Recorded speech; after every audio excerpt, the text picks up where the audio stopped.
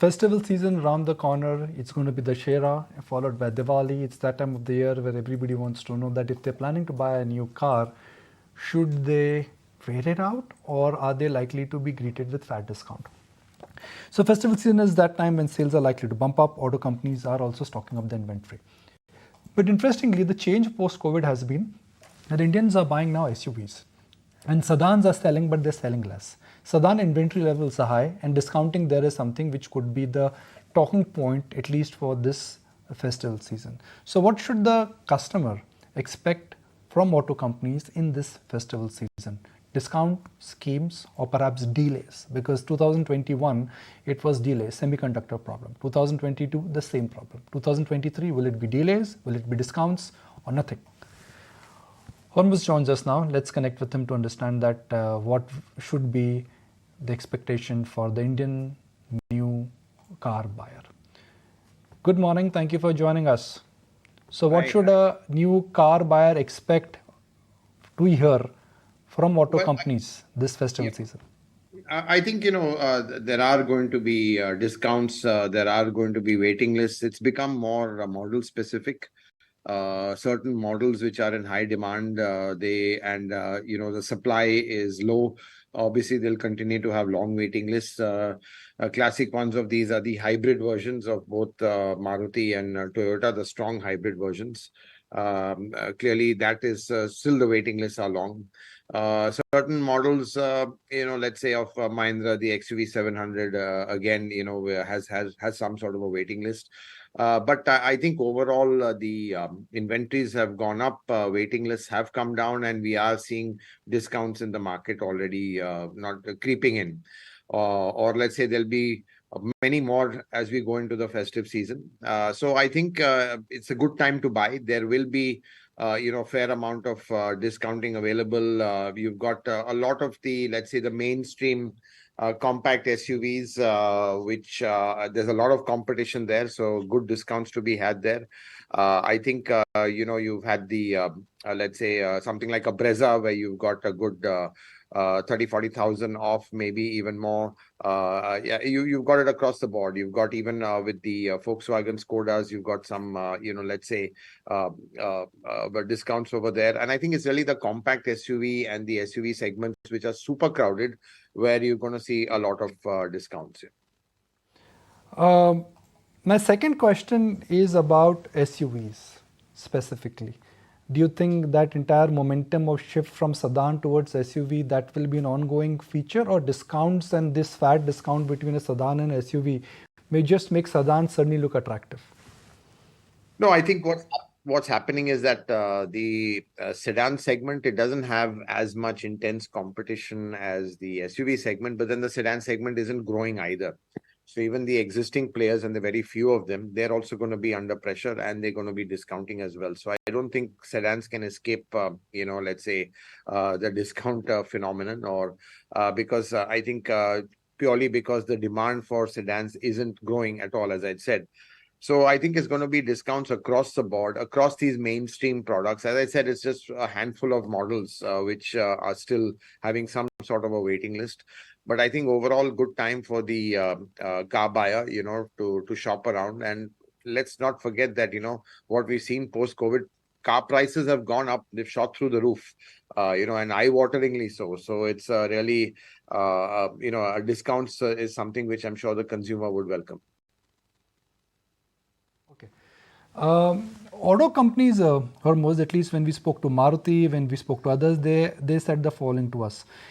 We are right now stocking up inventory levels because we are confident of festival demand. Now there is the assumption and there is a bit of a hope here. What do you think will be the reality? Will auto companies be surprised or will they be shocked? So I think, there is still a fair amount of momentum, I feel. We've not seen, the demand has been there, the growth has been there. And I think we're going to see that momentum spill over well into the festive season. Of course, the appetite for, getting a new car has, I think post-COVID, it's become back on top of everyone's priority list. So, buying a new car is something which is very, very aspirational still right now. But again, intrinsically everyone wants the best deal possible. And when they start sniffing that there are discounts available, they're going to push hard for that, maybe even defer a purchase if they are not getting that discount. But I think overall, the momentum is there. I think we should have another cracker of a festive season. In light of these big discounts from Maruti, and like you rightly said, it's pretty much across the stable, right? Everything from a Celerio to Brezza. There's some steep discounts that are awaited this month itself.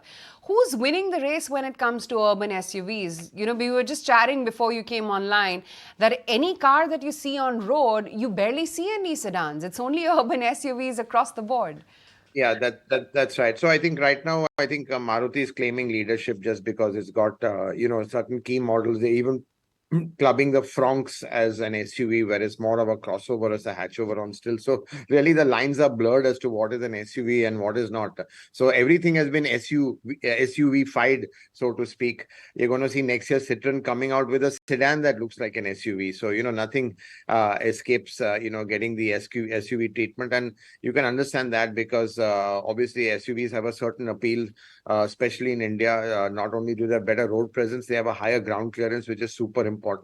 Roads, especially in urban city, you've got speed breakers, potholes, all that sort of thing. So I think that's where the SUV with the high stance really works.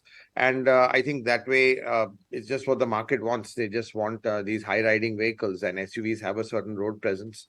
And that's why everyone's making more of them. So again, as you say, who's got the leadership? It's really, you just have to add. I think right now, Maruti is claiming leadership, and as I said, it's because they are clubbing certain vehicles as SUVs, and kind of saying that they are the number one in that segment. Since we have you here with us, let's get some reviews going as well. So much focus on EVs. What is it that you would, peg as some of the top preferences? There's lots coming out from M&M, Tata Motors stable as well. You have the Hyundai Ioniq, etc. So I think, in the mass segment, really, Tata Motors has moved the game forward with its new Nexon EV. Clearly, the XUV 400, which was Mahindra's first launch into this segment, been a bit of an embarrassment. But, this is just the start of a war. They've got a lot more in their stable coming out. XUV 400 was, let's say, a troubled kind of a product. It had a lot of history of how it was developed, slightly a battery which, they'd gone with LG, which wasn't optimal just because of the chemistry of the battery. They had issues in producing it. So a lot of challenges over them. Fundamentally, it's not a bad product. It's a good product. It's just that the Nexon offers so much more. And now with the facelift, there's just, it's a no-brainer that it's the better one of the two. Though on its own, XUV 400, not bad. And as we've seen, huge discounts on the XUV 400 as well. So, I mean, I suspect, it was a little rushed to meet the CAFE targets, so that's why to offset the CAFE penalties, which EVs do.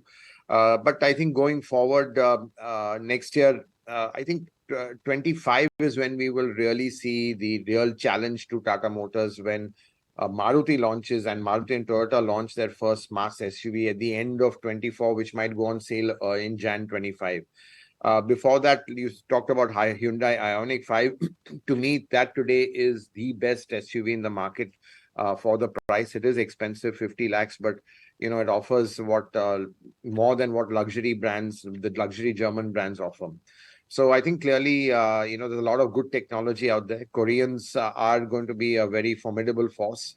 So I think, Tata Motors has had a good run, and we have to just see how they hang on to that lead. It'll be tough, but they've done an outstanding job to kind of grab this space for the last 4 years. Sure. Hormazd, if you could just repeat yourself, which one did you say from the Maruti Toyota stable, which is going to be a big competition to Tata Motors? It is this, the concept is EVX. It's an SUV. It's going to be a mass SUV. That is going to be really, really competitive because 50% of that production is going to go internationally. So really, it's a global product that's being launched here. And for India, it'll be at an Indian price. It'll be very, very localized. Maruti does things fantastically on a scale. So I think this is really one to watch out for. And from what I see from the specifications, it's really superb, very light vehicle, about just 1700 kilos. It's got a 2700 wheelbase. So it's really going to be, I think that's the one to watch out for. And I'm quite confident that that car will really kind of, might even upset the current order. Interesting. But Hormazd, given the consumption and the consumer patterns, it seems that the uppermost end, the luxury end, is where all the numbers are coming in. From real estate to watches, it's premiumization that the Indian consumer is moving towards. In the premium most segment, which are some of the top two cars? And I'm guessing it would be sedans. Yeah, so I think, it would be sedans. And I think next year is going to be a very, very interesting sedan war where you have the new E-Class, which has reigned supreme in long wheelbase form. They're getting the next generation one. But BMW are playing their same game and launching the 5 Series in long wheelbase. So right now, the E-Class for Mercedes is absolutely their bread and butter model. So they're really going to spec it and make sure that, it's very, very competitive and stays competitive. And BMW are coming in on their turf with a 5 Series long wheelbase. So for me, that's going to be the action next year, but it's going to be towards the second half of the year. But otherwise, I think Mercedes is doing an outstanding job, though their cars are getting expensive. But, the brand is so strong and the tech they put in, the features they put in, it's clearly a case of, today consumers, especially at the top end, they don't mind spending more if they see value in it. It's no longer a price issue as it once used to be. Hormazd, good to have you on board, giving us your reviews, your take, and your all-round expertise on the auto sector.